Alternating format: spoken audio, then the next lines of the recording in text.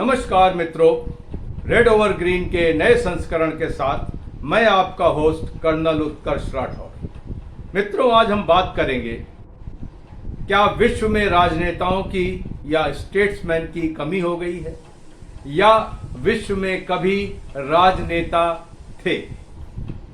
अगर हम विश्व के 200-250 साल के इतिहास को देखें तो इतिहास गुलामी प्रथा, सामंतवाद, उपनिवेशवाद, अनगिनत युद्ध, प्रथम विश्व युद्ध, द्वितीय विश्व युद्ध, द्वितीय विश्व युद्ध का पटाक्षेप हिरोशिमा नागासाकी के संहार से हुआ और उसके बाद कोल्ड वॉर का एक दौर शुरू हुआ जिसमें हथियारों की रेस, न्यूक्लियर, केमिकल और बायोलॉजिकल वेपन्स की रेस शुरू हुई। सेकेंड वर्ल्ड वॉर के साथ संयुक्त राष्ट्र संघ की स्थापना होती है और साथ में उसके अनगिनत ऑर्गेनाइजेशंस की स्थापना होती है जिनका एम था कि दुनिया से बीमारी, भुखमरी, अशिक्षा आदि दूर की जाए, लेकिन ऐसा होता नहीं।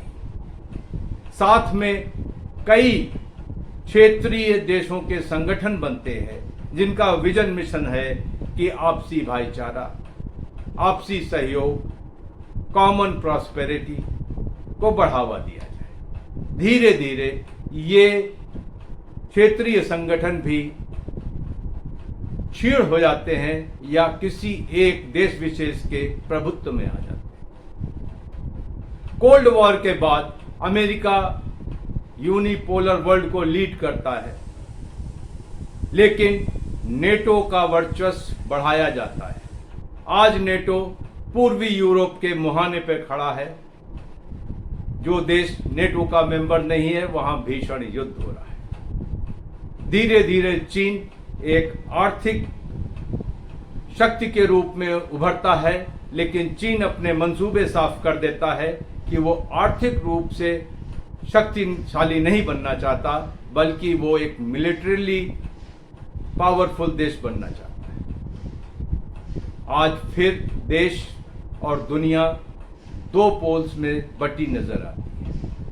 राजनेताओं जो संपन्न देश हैं, शक्तिशाली देश हैं, उनके प्रेसिडेंट्स, राष्ट्राध्यक्षों के बारे में ये मैं कहना चाहता हूं कि उनके लिए मैकियावेली का विचार सर्वोत्तम है। उससे वो प्रेरणा लेते हैं। कपट, छल, दंभ, अहंकार से प्रेरित होकर वो अपने राष्ट्रीय हितों की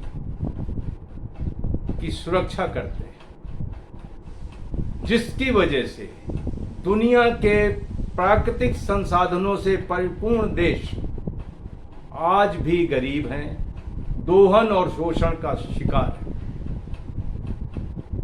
द्वितीय विश्व युद्ध के बाद दुनिया में अनगिनत युद्ध लड़े गए और ये सारे युद्ध साधन संपन्न शक्तिशाली देशों ने इंजीनियर किए।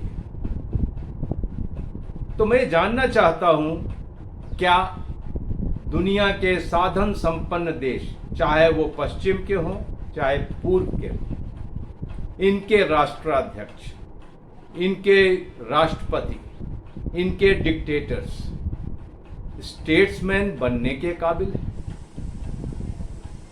इसके बारे में आप क्या सोचते हैं बताइएगा।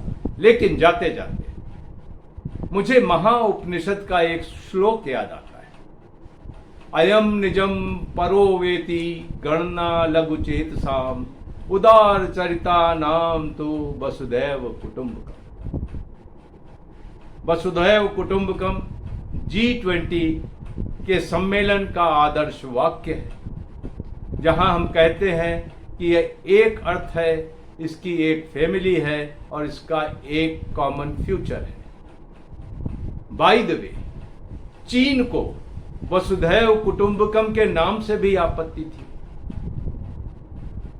दुनिया के वो स्टेट्समैन जो भाग्य और परिस्थितियों की वजह से एक बड़े मंच पे आ गए हैं, उनका मानसिक विकास आज भी इतना नहीं हुआ कि वो वसुधैव कुटुंबकम की फिलॉसफी को समझ सकें, अंगीकार कर सकें और उस पर चल सकें। आज के लिए सिर्फ इतना। धन्यवाद।